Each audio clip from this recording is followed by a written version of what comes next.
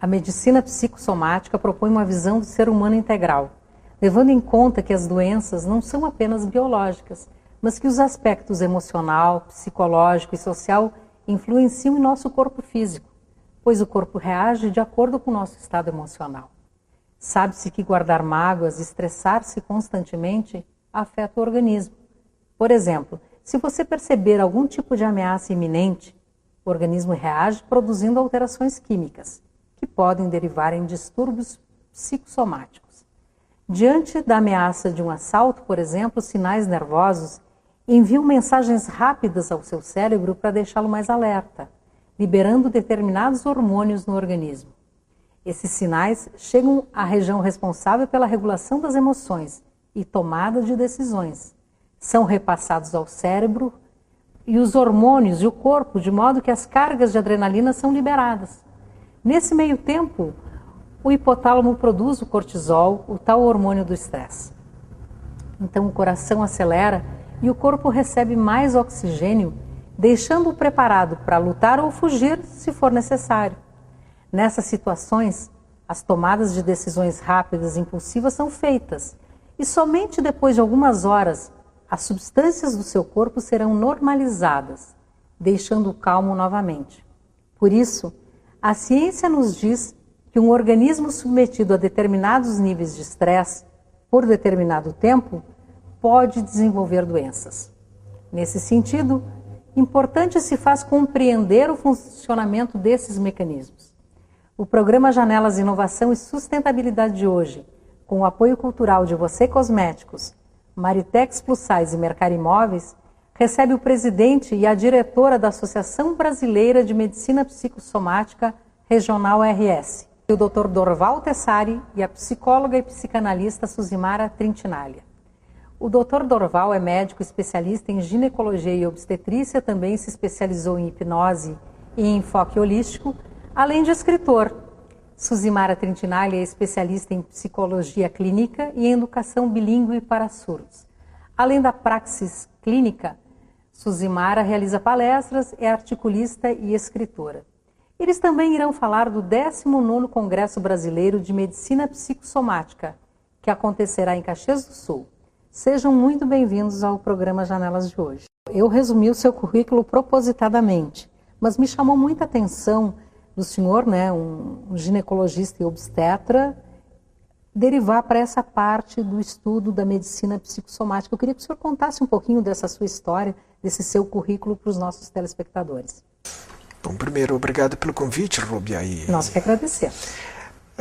Essa minha mudança, ela teve a ver com conhecer um professor de São Paulo, que é Antônio Carlos Costardi, em que ele trouxe toda uma fundamentação de uma teoria da psicossomática. E dentro de mim sempre eu tive a consciência, se eu pudesse assim te dizer, de que faltava alguma coisa nos tratamentos médicos. Porque o tratamento considerado técnico, ele olha para a doença, ele não olha para o ser humano. E a partir dessa concepção eu comecei a estudar. Primeiro foi alguns estudos quase que por divertimento, e a partir dos anos 2000, 2001, 2002, eu comecei a estudar com muita determinação, a ponto de chegar a assumir a presidência de uma associação que me deixa muito honrado. Essa é a minha trajetória. Suzimara a gente já conhece, né, Suzy, de outros programas, a nossa meio que convidada permanente, mas é psicóloga e psicoterapeuta e também está envolvida com esse 19º Congresso. Queria que vocês comentassem um pouquinho também sobre trazer um congresso tão importante, né, um congresso brasileiro para Caxias. Nós somos aqui uma cidade turística com DNA de turismo também, e trazer esses encontros corporativos, empresariais e de entidades são muito bons para também divulgar a nossa cidade e a nossa região, né? Mas, Rúbia, também agradeço muito esse espaço. A minha história é um pouquinho diferente do Dorval, porque eu sou psicanalista e a psicossomática, ela faz parte já do entendimento que a gente tem do paciente. Então, desde o início do nosso curso, nós entendemos que corpo e mente, ou emocional e físico, se encontram, né, se cruzam, e ali nós vamos ter, então, quem sabe, né, as doenças psicossomáticas. Então, eu não tenho uma formação em psicossomática. Ela aparece na clínica como sintoma. Mas, enfim, isso tudo me chamou muito a atenção quando começamos a conversar sobre essa possibilidade do congresso.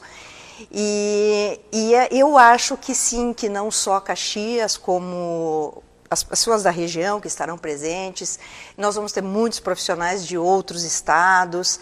Eu acho que nós vamos ganhar muito, porque a psicossomática, hoje, ela está sendo vista por outros olhos, por assim dizer. Como o Dorval bem disse, não faz muito tempo que a classe médica olha para o ser humano integrado, entre emocional e físico. Pode ser que o Dorval olhe para isso há mais tempo, né? Mas isso é algo que está hoje sendo visto de uma forma muito importante.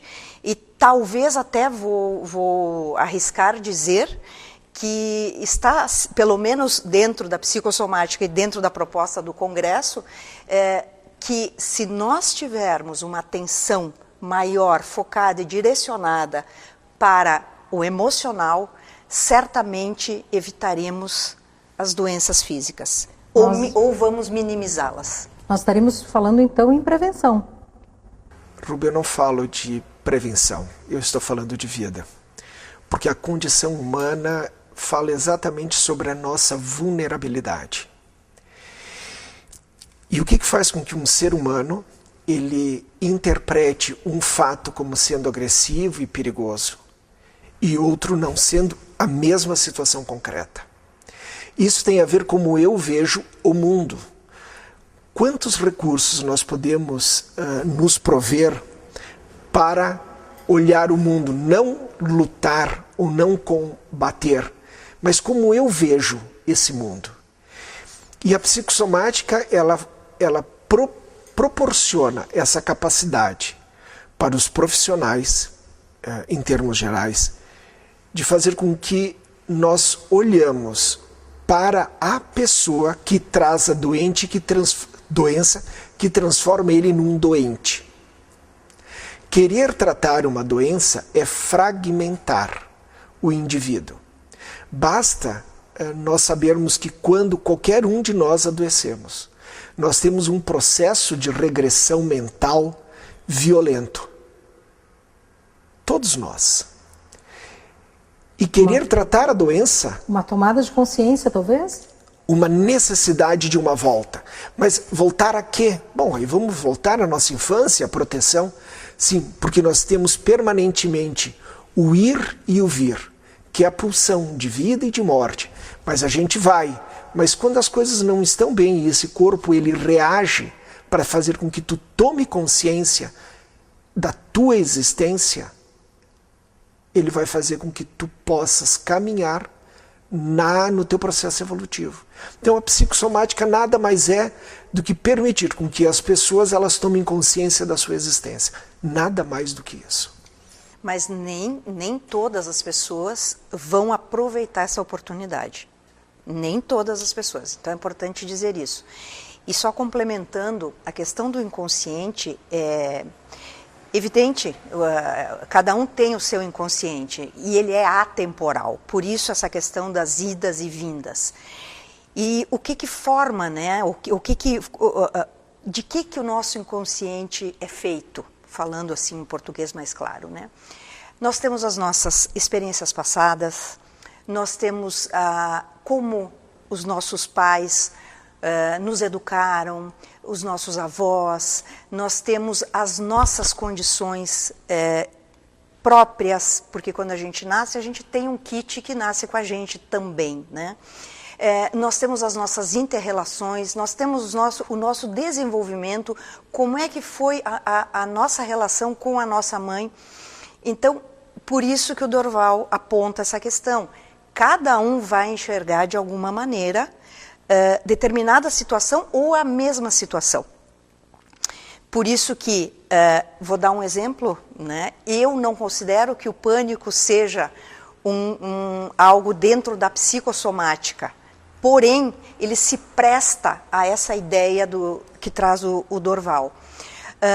No pânico, tu vai te obrigar, para que os teus sintomas involuam, para que tu entendas tudo isso, tu vai te obrigar a entender por que tu chegou a esse ponto. Isso se tu for te tratar, obviamente, porque a pessoa sozinha não vai conseguir. Ou se ela tiver, por exemplo, uma ajuda luxuosa de um ginecologista, obstetra, e que tem todo esse conhecimento da psicologia e, por que não dizer, até da psiquiatria.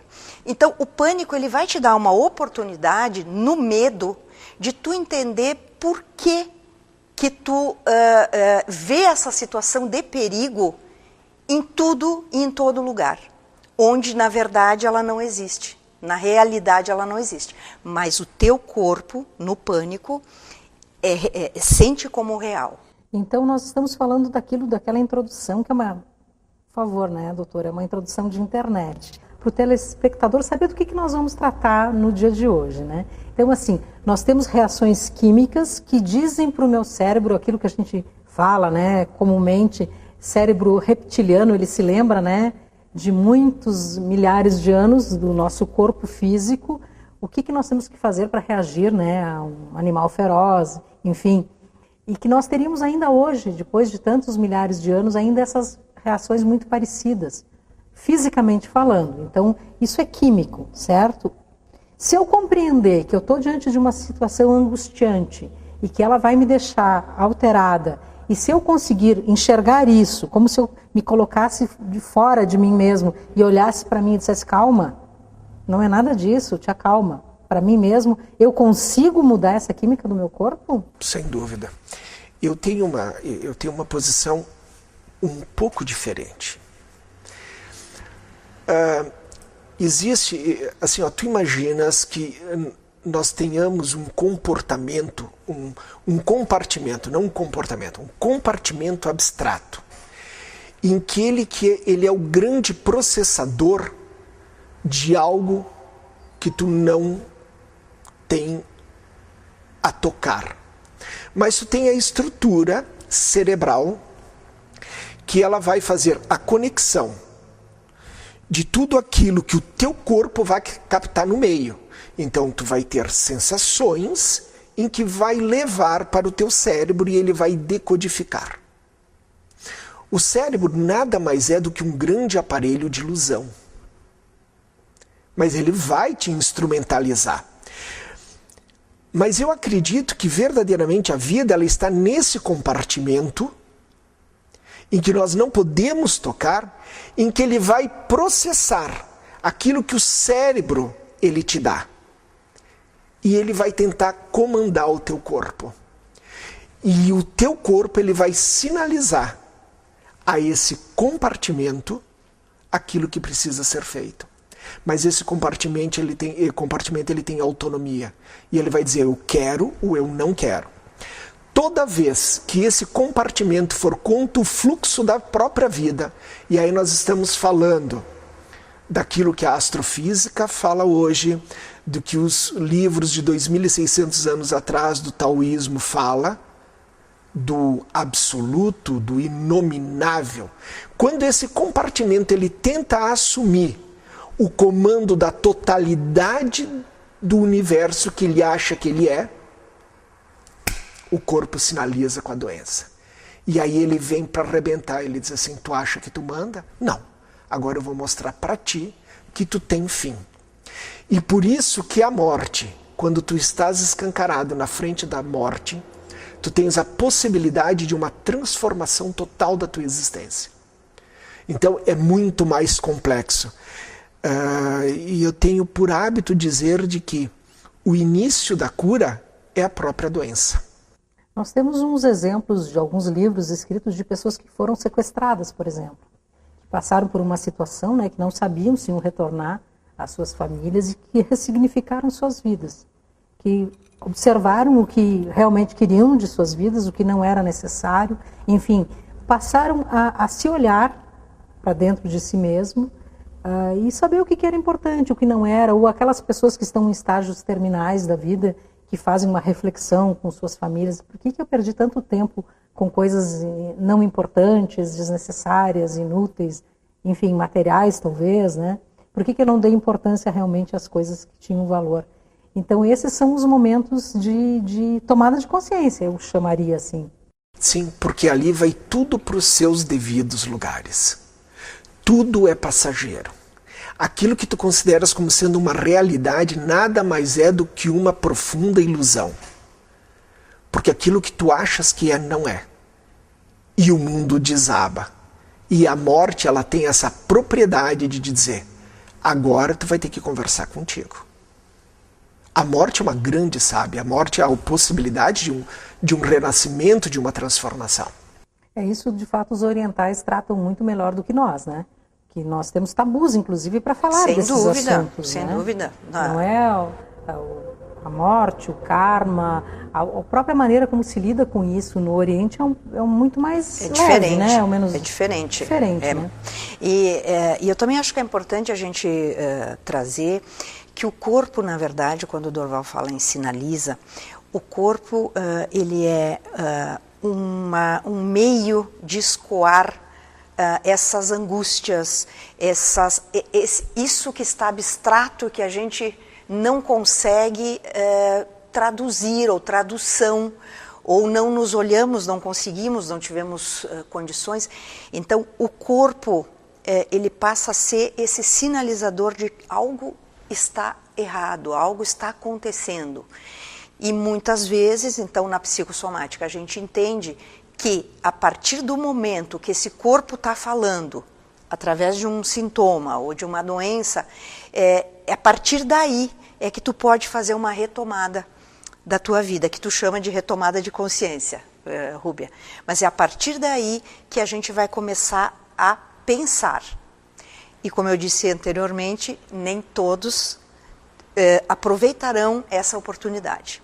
Ou nem todos têm condições de aproveitar, né? Por falta de conhecimento também. Eu sempre digo, tem algumas coisas que a gente não deve fazer sozinho, inclusive, né? A gente pode ir pelo caminho errado.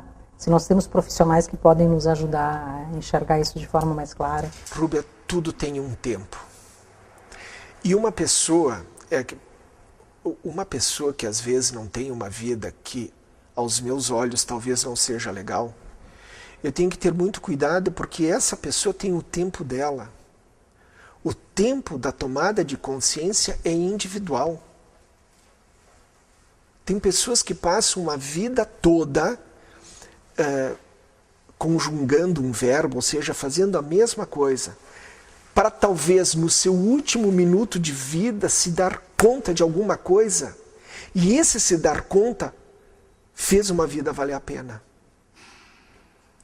Então nós temos que ter muito cuidado quando nós dizemos assim, bom, tu não quer. Talvez a pessoa simplesmente ela não pode, ela não tem recurso de transformar isso em tomada de consciência. Então, e seria uma interferência também, né? No curso dela.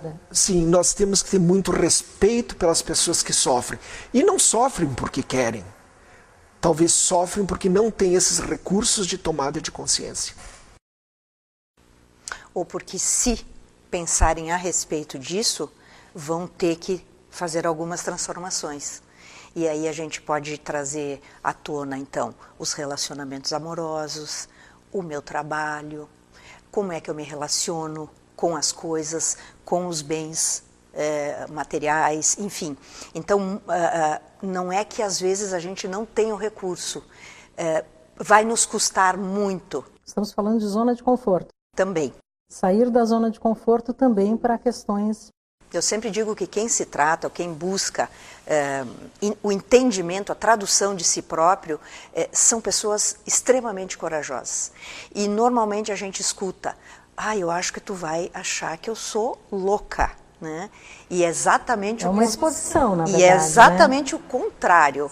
Porque quando ela está lá, ou quando ela vai procurar os cursos que o Dorval ministra, dentro ele tem um espaço, né, que se chama Recriar, não sei se ele vai poder falar hoje.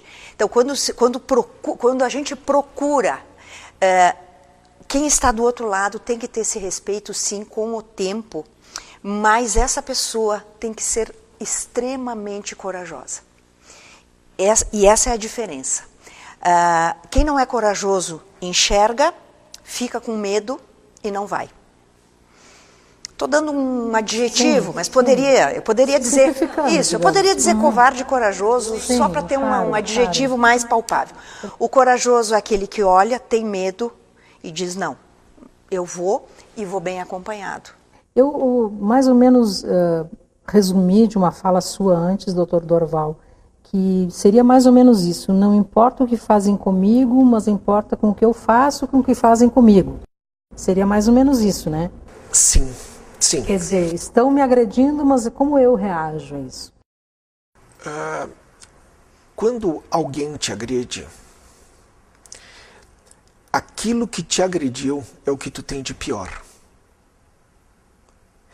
Tu só te torna, entre aspas, agredida, ou tu julga o outro, quando tu reconhece aquilo dentro de ti.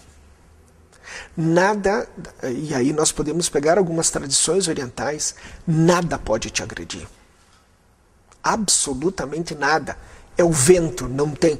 Agora, quando tu é o anteparo, pá, aí sim, aí quando vem nós a dor. éramos crianças, minha mãe, muito sabiamente, costumava dizer o seguinte pra gente. Nós chegamos em casa com alguma queixa do colégio.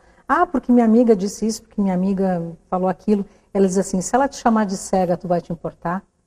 Eu dizia, não. Por quê? Porque tu não é. Então, ela disse. Perfeito. Eu achei sempre isso muito sábio, porque para nós crianças aquilo significava muito, né? Se eu não sou, por que eu vou me ofender? E quantas vezes nós esquecemos disso?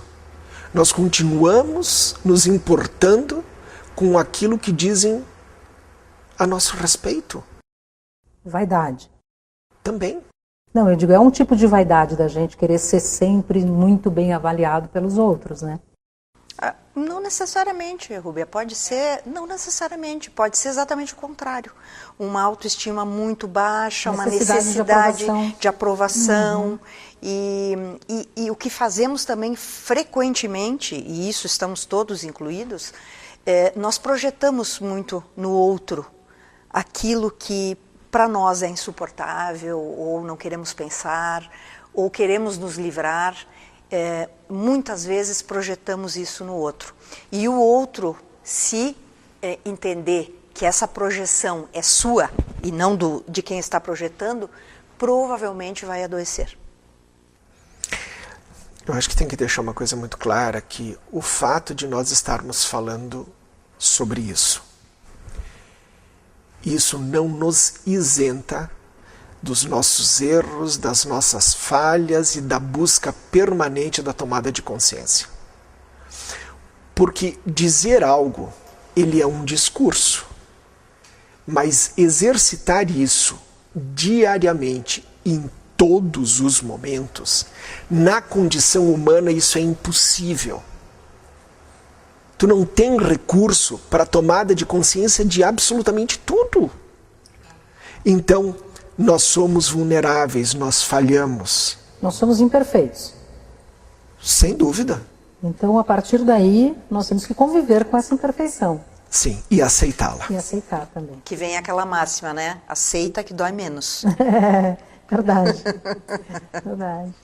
Não, mas é muito interessante. E aceitar não é se acomodar. Claro, é diferente. Entender, né? Seria compreender. Aceitar é poder abrir um espaço de conversa consigo mesmo. Sim, porque a gente percebe, às vezes, mesmo em círculo de amigos, né? Tem umas pessoas que fluem tão bem em algumas áreas e são tão travadas em outras, e tu pensa, poxa, mas aquilo é tão simples, né? E o contrário para outra pessoa, né? Para ela o que é muito simples para ti pode ser complicado, né? E aí nós vamos para essa questão, qual é o objetivo do próprio Congresso? É trazer tudo isso. não é só doente, não é só doença. São as nossas relações. É aquilo que nos deixa inserido dentro de um contexto para que nós possamos nos tornar felizes. Porque a ciência, ela busca a imortalidade e a cura das doenças. Custe o que custar. Agora eu te pergunto, viver por viver é viver? Qual é o objetivo de te curar de uma doença para depois tu continuar vivendo de uma forma pobre, miserável? Tem que ter um sentido. Ou cometer os mesmos erros, os mesmos equívocos. Pois é, mas se tu adoece, toma consciência e saia daquela vida que te levou doente. E acrescenta um pouquinho mais. E falando do congresso, Dr. Dorval e Suzimara, vocês têm uma temática, né, para esse congresso. E os palestrantes já têm alguns nomes confirmados, já têm algumas temáticas confirmadas? Eu convido a todos a participarem. Será na UX, do dia 19 ao dia 22 de setembro. Começa no dia 19 com os cursos pré-congressos e vai até o dia 22 com o encerramento, que é no sábado, o dia que vai iniciar a primavera. Ou seja, a psicossomática, ela nada mais é do que uma semente que vai germinar, vai dar o crescimento na primavera e vai dar frutos no verão. Logo em seguida, né? E a pessoa, quando se inscreve, ela participa de todo esse período, de 19 a... A inscrição do congresso é do dia 20 ao dia 22. Okay. Entretanto, no dia 19 haverão 8 cursos pré-congressos. E para a pessoa participar do curso pré-congresso, ela necessariamente tem que se inscrever no congresso. E aí ela escolhe 2 cursos pré-congressos para fazer. Obviamente que esses cursos pré-congressos, eles têm um custo separado e custa R$100 cada curso pré-congresso. Então eu acho que é uma oportunidade única que nós teremos. Eu não gostaria de deixar passar, Dorval, aquela palestra muito importante que nós teremos sobre o tema do suicídio. Prevenção e pós-venção, com a doutora Karina. Ela vem de São Paulo, que é uma das maiores especialistas nessa área. Então ela vai participar de uma conferência na sexta-feira de tarde, às 2 horas, e logo depois ela entra numa mesa redonda de debate sobre o adoecimento, sobre o simbolismo do adoecimento. É uma oportunidade única que Caxias do Sul está tendo. Na abordagem psicossomática, o paciente é convidado a refletir que situações podem ter contribuído para o seu adoecimento. Isso compreende desde situações familiares conflituosas, mágoas, ressentimentos não elaborados, perdas as mais diversas, tensões no trabalho, preocupações com dívidas e tantas outras. Essa conscientização não é feita a fim de se achar culpados, mas para que a pessoa perceba o quanto as emoções contidas não expressas são danosas ao organismo e contribuem para uma enfermidade. Nossos convidados de hoje nos mostraram que quando a pessoa compreende esse mecanismo, pode mudar seu comportamento, sempre considerando, é claro, que adoecimento se dá por vários aspectos interligados. Estudos realizados sobre os efeitos do estresse no organismo também demonstram que o que realmente afeta é o significado que a pessoa dá à situação e não tanto o fato em si. Assim, a interpretação que é dada à situação é o que determina o grau do dano. Atualmente sabe-se que todo pensamento cria um estado bioquímico no organismo e o corpo irá reagir de acordo com o que se pensa, pois todas as células tomam conhecimento de qualquer pensamento. Se pensamos algo agradável, por exemplo, uma emoção positiva será ativada e todo o organismo responde, podendo estimular inclusive o sistema imunológico. Da mesma forma, pensamentos pesados ou maléficos podem inibir o sistema imunológico, o que exemplifica essa inter-relação mente-corpo. Isso demonstra a importância de trabalhar esses aspectos para que a pessoa perceba como está administrando seu viver e como pode buscar alternativas para tomar atitudes mais saudáveis. Hoje aprofundamos um pouco esse assunto que é tão amplo.